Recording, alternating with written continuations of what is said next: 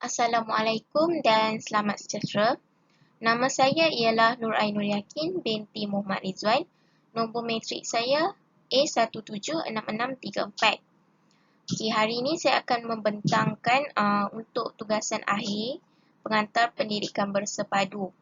Tajuk saya pada hari ini ialah model tingkah laku dalam pengajaran dan pembelajaran berkesan.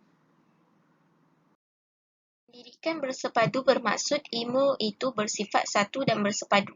Prinsip pendidikan bersepadu meletakkan ilmu wahyu yang bersifat benar sebagai teras dan nukleus kepada ilmu-ilmu akal yang bersifat betul. Berdasarkan kepada FPK, matlamat pendidikan adalah untuk melahirkan manusia yang seimbang dan harmonis dari semua aspek kemanusiaan. Saya telah memilih model tingkah laku. Pengajaran dan pembelajaran yang bertujuan untuk membentuk tingkah laku terbaik dan bermakna adalah satu keperluan. Apa yang penting, tingkah laku tersebut hendaklah normal dan selaras dengan nilai, moral dan akhlak. Itu ialah maksud model tingkah laku. Saya memilih model tingkah laku ini kerana saya ingin mengkaji adakah guru di sekolah mengamalkan model tingkah laku semasa dalam proses pengajaran dan pembelajaran berkesan. Dan saya juga ingin mengkaji tentang kaedah penerapan yang digunakan oleh guru semasa proses pengajaran dan pembelajaran melalui model tingkah laku ini.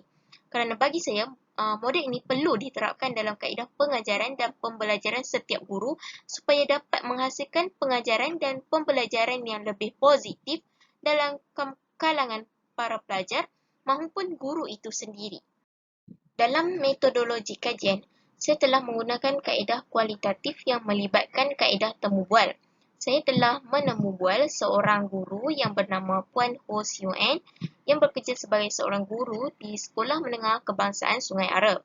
Saya telah melakukan temu bual ini melalui aplikasi atas talian di mana saya telah menemu bual beliau melalui aplikasi WhatsApp.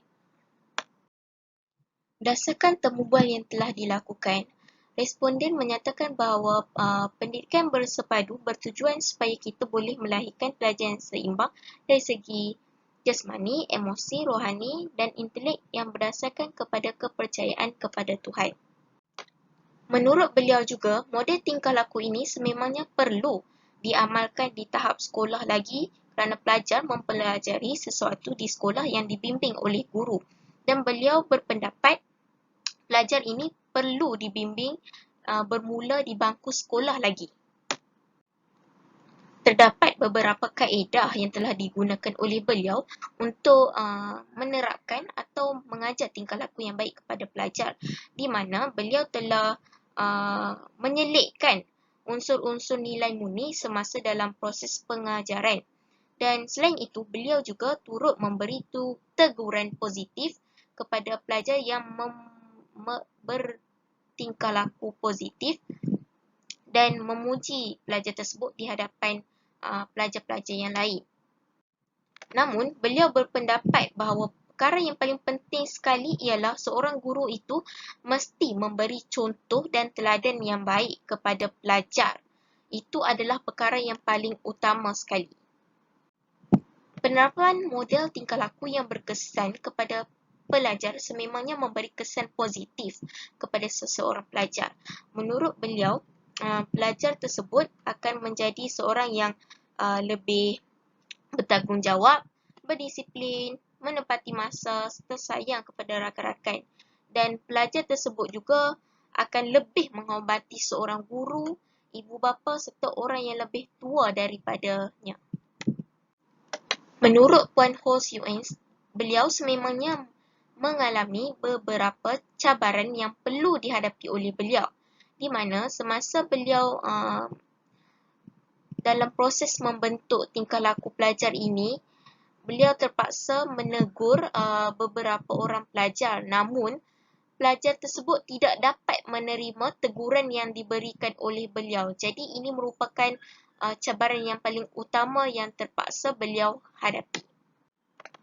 Namun, beliau berjaya menghadapi cabaran ini dengan menunjukkan bahawa beliau betul-betul menyayangi pelajar tersebut dan mahu membantu untuk membentuk pelajar tersebut supaya mempunyai tingkah laku yang baik. dan beliau juga akan mendapatkan bantuan daripada rakan sejawat dan turut berbincang sesama sendiri untuk mencari jalan penyelesaian ataupun kaedah yang terbaik yang dapat membentuk tingkah laku pelajar yang baik.